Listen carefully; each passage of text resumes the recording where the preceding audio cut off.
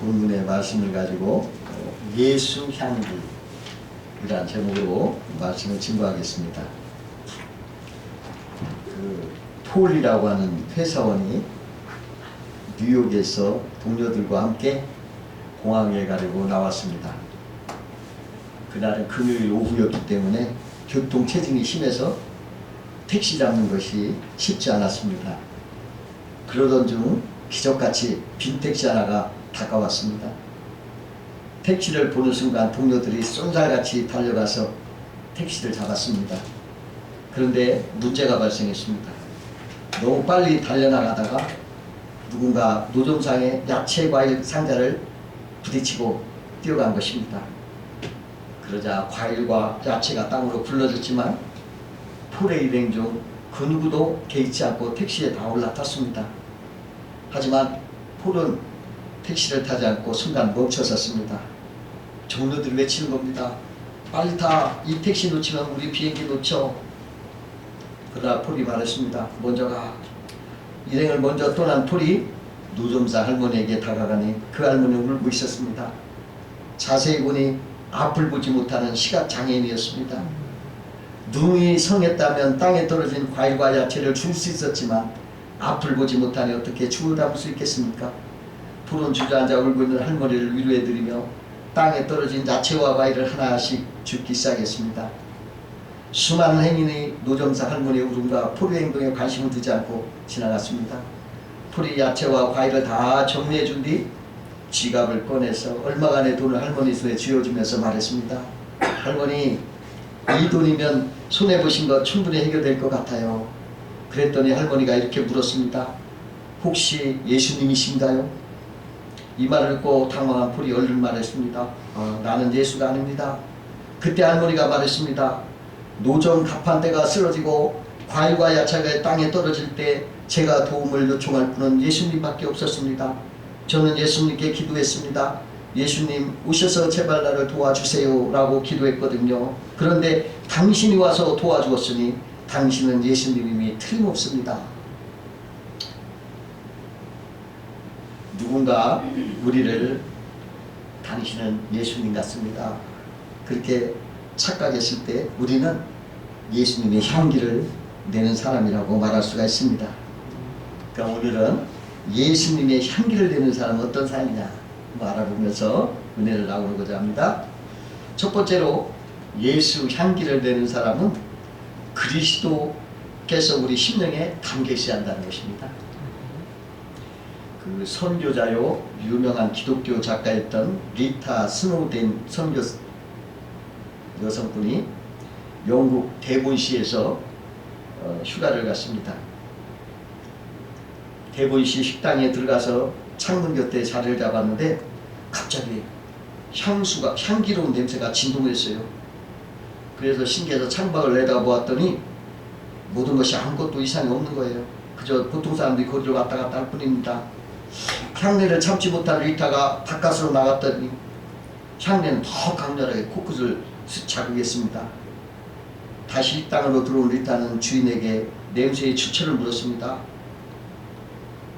손님께서 잘 모르시는군요.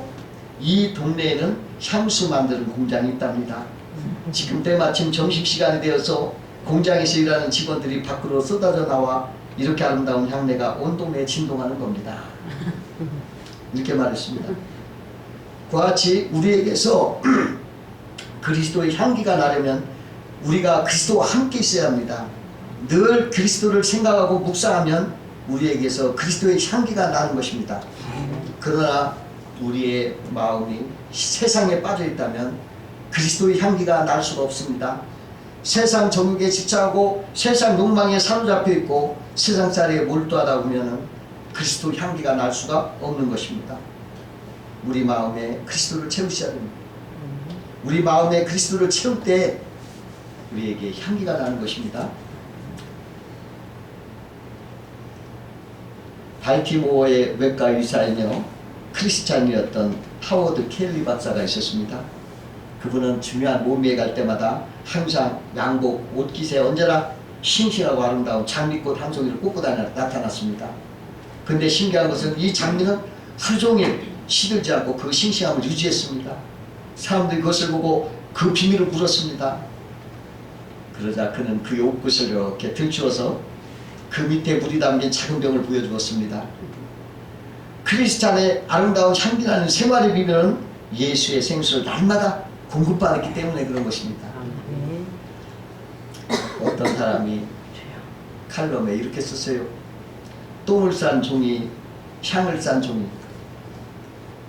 같은 종인데 똥을 싼 종이는 낙취가 나고 향을 싼 종이는 향수가 난다. 이런 말을 썼어요. 내 안에 무엇을 가지고 있느냐에 따라서 나타나는 냄새가 다르는 것입니다. 두 번째로 예수 향기라는 사람은 나는 가리워지고 예수가 드러나는 십자가의 은혜로 사는 사람인 것입니다. 아담과 하와가 하나님께 불순종하고 범죄하였을 때 그들은 부끄러워서 숨었습니다.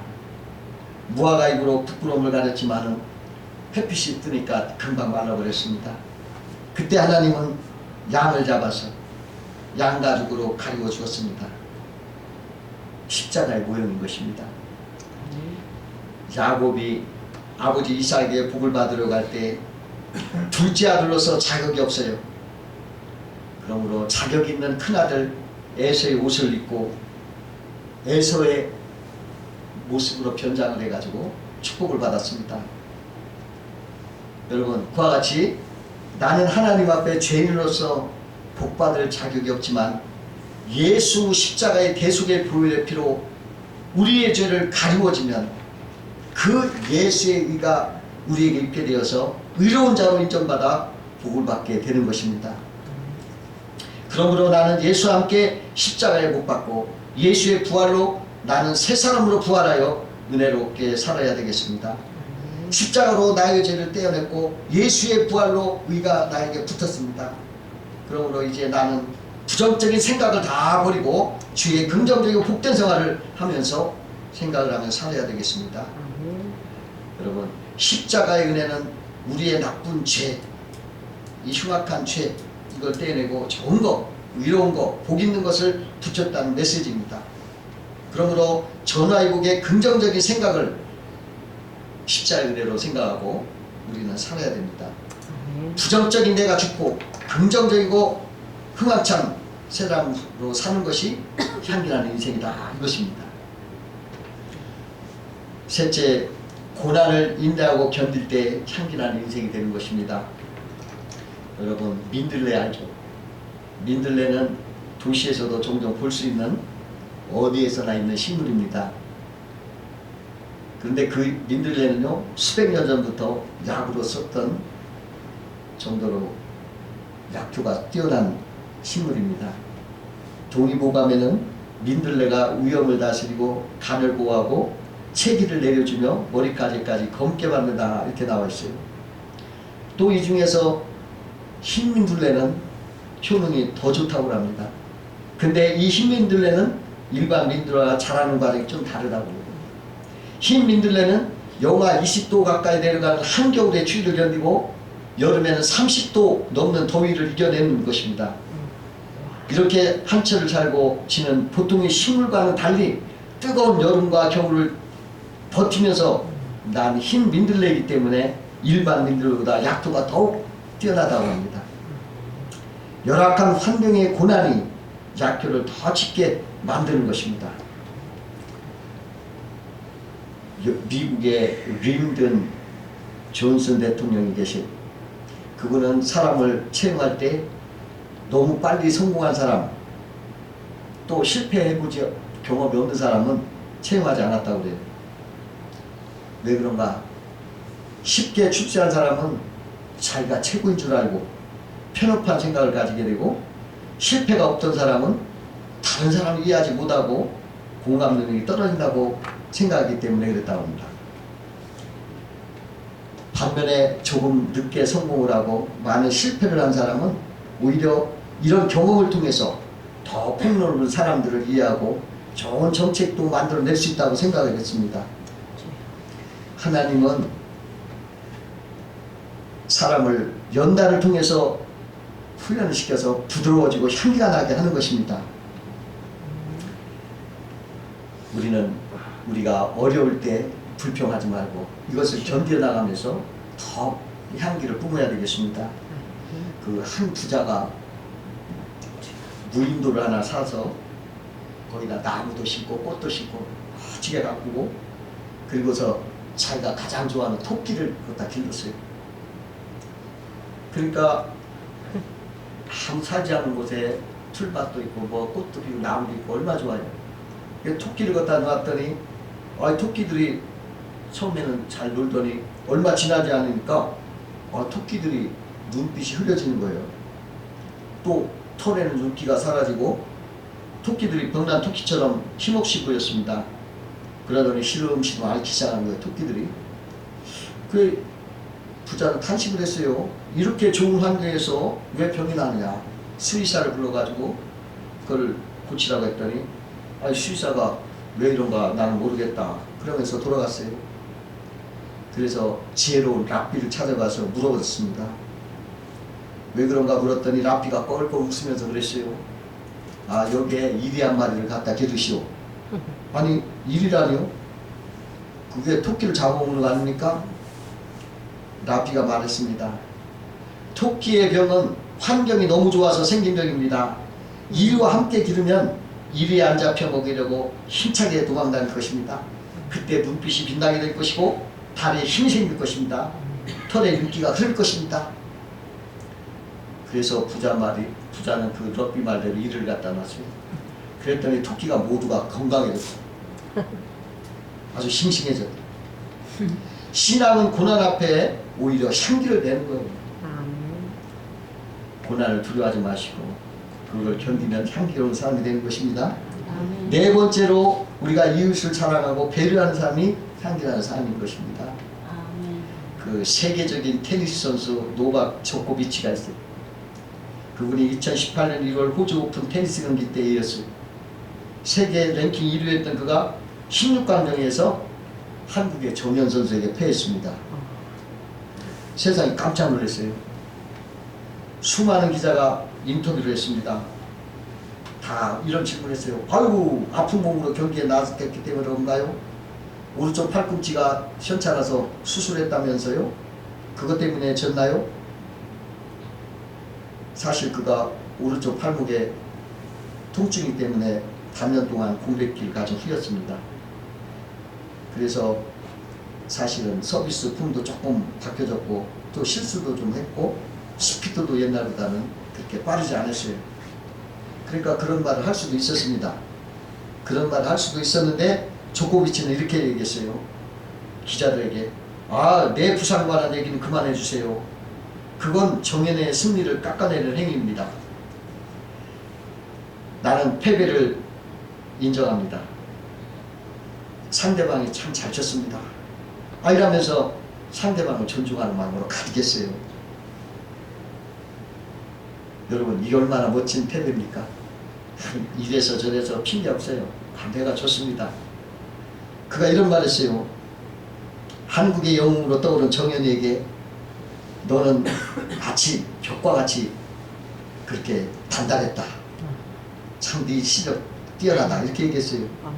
근데 이 정현이라는 선수가 이 조코비치를 정말 어릴 때부터 아주 우상처럼 생각했던 사람이에요. 근데 자기가 자기 우상을 이기는 거예요. 그러면 그 조코비치는 좀 자존심 상했을 거 아니겠어요? 그런데도 아니다. 네가 훌륭하다. 이렇게 그 상대방을 존중해 준 거예요. 이게 바로 향기예요. 이 조코비치가 참 향기나는 사람이었습니다. 그 인도의 성자 간디가 있어요. 그분이 어느 날 막 기차를 탔는데 기차가 출발하는 거예요. 근데 급하게 타다 보니까 신발 한 짝이 벗겨진 거예요. 근데 기차를 떠났으니까 신발을 주실 수도 없고 그러니까 오른쪽 신발을 또 벗어가지고 같이 던져버려요. 그러니까 사람들이 깜짝 놀란 거예요. 여보세요. 왜 신발을 벗어 던지요? 그러니까 간디가 이렇게 말했어요. 저걸 어떤 사람이 가난한 사람이 저걸 주셨을 텐데 한 짝만 줬으면 무슨 용이 있습니까? 그 성업자는 그래 두짝 주스라고 던져버린 것입니다. 그렇게 말했다는 거예요. 여러분 얼마나 이웃을 배려하는 향기나는 사람입니다. 그 미국에 어떤 한 소년이 있었어요. 어릴 때부터 아주 개구장이 장난꾸러기 아주 말썽꾸러기였어요. 그 부모가 늘 걱정하는 거예요. 아유 제가 뭐가 될까. 근데요 그 마을에 오늘 할머니가 찾아왔어요. 그러더니 그 소년을 보고 얘기하는 거예요. 야 너는 성격이 활하고 또 목소리도 크고 야 또 예수님 잘 믿고 열심히 공부하면 너는 훌륭한 설교자가 될 것 같다. 이런 말을 해준 거예요. 그 할머니의 그 칭찬에 진지한 말을 들은 그 소년은 그 마음에 간직이 있어요. 그가 컸을 때는 신학을 공부했어요. 그래가지고 유명한 복음 전도자가 됐습니다. 그 소년이 바로 빌리 그레이엄 목사였다는 겁니다. 시골 할머니가 그리스도의 향기로 담아서 선한 말 한마디, 그것이 그 빌리 그레이엄 세계적인 목회자로 거듭나게 했다는 것입니다. 다섯 번째로 향기가 나는 사람은 눈에 보이는 현상을 따르지 않고 진리를 따르는 사람인 것입니다. 그 요셉은 어린 시절에 그 형들이 요셉을 미워했잖아요. 시기하고. 왜 아버지는 요셉만 편애하냐. 그리고 요셉을 왜 이렇게 장난치기 많냐. 지금 미워서 어떻게든지 해코지하려고 했었어요. 그때 요셉이 마치 심부름 온 거예요. 그러니까 형들이 그러는 거예요. 야! 저 꿈꾸는 자가 온다. 쟤를 어떻게 한번 해보자. 쟤를 저 구덩이에 넣어 죽여버리면 그 꿈이 어떻게 되는가 보자. 죽일 생각으로 구덩이에 집어넣었어요. 그러나 차마 죽이지 못하고 그냥 옷을 훌랑 벗겨가지고 그가 입은 세속을 다 벗겨놓고 미디안 상부한테 팔아버렸어요. 애국에 종으로. 돈을 받고 종으로 팔아버렸어요. 그러고 났는데 나중에 이 요셉은 청리가 됐고 이 형들은 기근에 식량을 사러 온 거예요. 그래가지고 어떻게 하다 요셉을 알게 됐어요. 그 형들은 두려웠어요. 야, 저 요셉이 저 권력으로 우리를 죽이면 죽을 수밖에 없을 텐데 우리 사과를 하러 가자. 가서 사과를 우리가 잘못했노라. 우리 당신의 종이라고 절을 하면서 그 꿈을 이루는 거예요. 근데 말이죠. 요셉은 눈에 보이는 대로 행하지 않습니다. 얼마나 서운하고 얼마나 원망 있고 미웠습니까? 평생 젊은 어린 시절에 종으로 팔아버려서 그런 걸 생각하면 막 분노가 있었겠지만은 뭐라고 하냐면 그 현상을 보면서 복수하거나 원망하지 않고 뭐라고 하냐면 진리를 생각합니다. 아닙니다. 형님들이 나를 이곳에 보낸 것은 하나님이시지 형님들이 아닙니다. 하나님이 나를 이곳에 보내서 만민의 생명을 살리도록 하신 것입니다. 형들은 나에게 악을 범했지만 하나님은 그 악을 선으로 바꿔서 오늘날 이렇게 만민의 생명을 살게 하셨습니다. 당신과 당신한 자녀들 내가 기르겠사니 절대 염려하지 마십시오. 이러면서 그 진리를 따라 사는 거예요. 눈앞의 현상을 니들이 나를 죽이려고 하다가 팔아먹고 그래 한 번 더 복수 좀 해봐라. 이런 생각을 하는 거예요. 진리를 보고 하나님을 본 거예요. 다윗도 골리앗을 물리친 나라의 구국의 영웅이었어요. 훈장을 받고도 훈장을 받아야 하고 높은 자리에 가야 될 사람이에요. 그런데 사울이 시기를 하는 거예요. 저놈 봐라. 나는 천천히 돌고 저는 만말 돌려? 이 다음에 저놈이 내 자리를 우여풀을 하겠구나. 이런 시기와 질투로 다윗을 쫓아 죽이려는 거예요. 3,000군사를 쫓아다니면서 죽이려고 한 거예요. 아유 다윗은 얼마나 억울해요. 훈장 받아도 뭐 부조할 판인데 쫓겨다니고 죽을 똥 싸고 쫓겨만 다니니 얼마나 억울하고 있어요.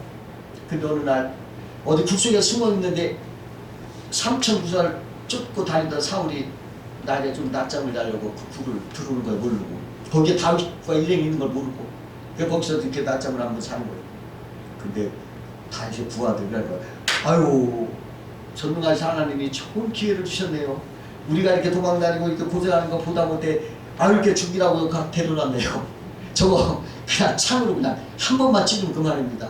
우리 이제 고생 끝. 이제 행복 시작. 이제 우리는 왕이 되고. 야, 좋습니다. 죽이죠. 여러분, 현상은 그래요. 저게 나를 얼마나 죽이려 하고 나를 그렇게 억울하게 나를 죽이려 하고 죽음에 마땅하고 그러고 현상은 그래요. 그러나 그 현상 보이는 대로 하지 않고 뭐라고 합니까? 보이지 않는 진리를 쫓아서 아니다. 하나님이 세워서 기름 부은 왕에 내가 어떻게 손을 댈 수가 있겠느냐. 그러면서 살짝 고두자랑만 배워나가면서 증거로 삼고 말았다. 이것입니다.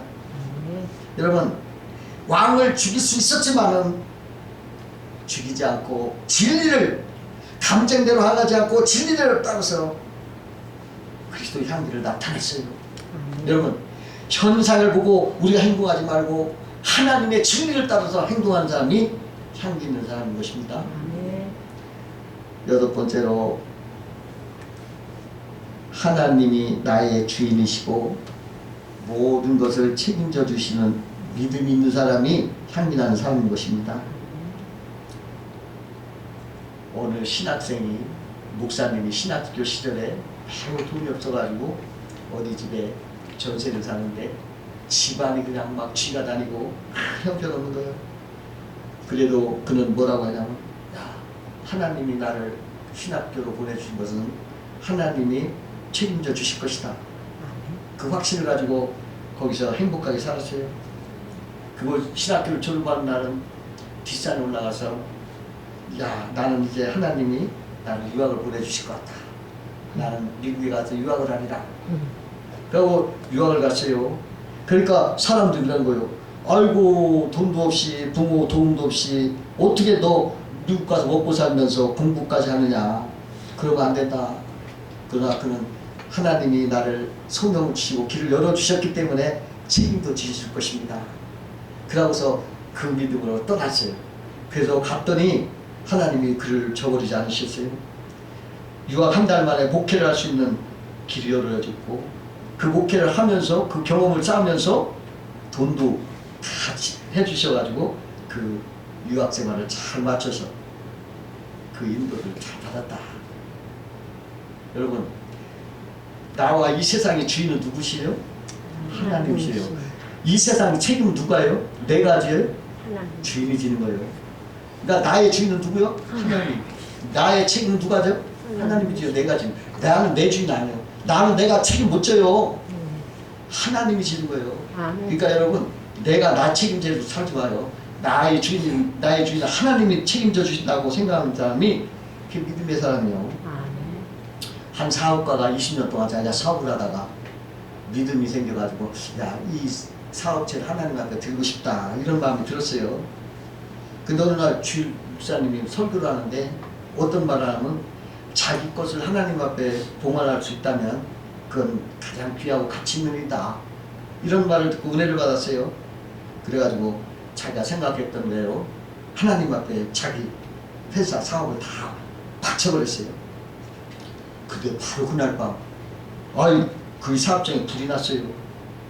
그가 일생을 바쳐서 이루어낸 모든 그 회사가 불에 휩싸였어요. 그럼에도 그는 태어난 거예요. 아주 침착한 거예요. 그러니까 그 모습을 본 직원이 막 의아했어요. 아이고, 사장님, 지금 회사가 불타고 있잖아요. 큰 불 났잖아요. 사장님, 알고 있네. 그렇지만 문제가 되지 않아. 나는 오늘 이 회사를 하나님께 드렸네. 그래서 이 회사는 하나님 것이고 하나님이 책임져 주실 거야. 그러니 나는 염려하지 않네. 염려하지 말게나. 그러더라고요. 결국은 나중에 후일담에 다시 더 크게 사업을 일으켰어요. 그 어떤 권사님이 계시죠.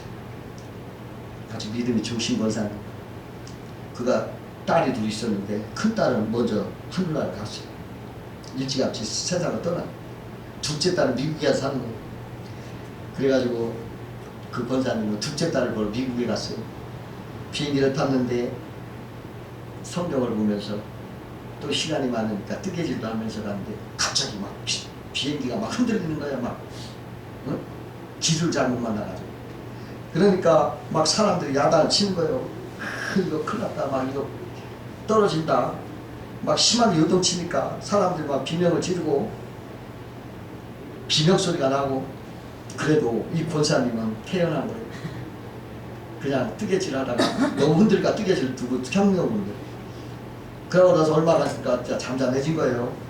그러니까 그 옆에 앉은 사람이 권사님 보고 놀란 거예요. 아주머니 어떻게 이토록 무섭고 위험한 상황에서도 그렇게 침착하고 태연하게 그렇게 모습을 보였습니까? 그러니까 그 권사님 웃으면서 이렇게 대답을 했어요. 예, 제게는 딸이 둘 있습니다. 큰 딸은 지금 천국에 가 살고 있고 둘째 딸은 미국에 살고 있습니다.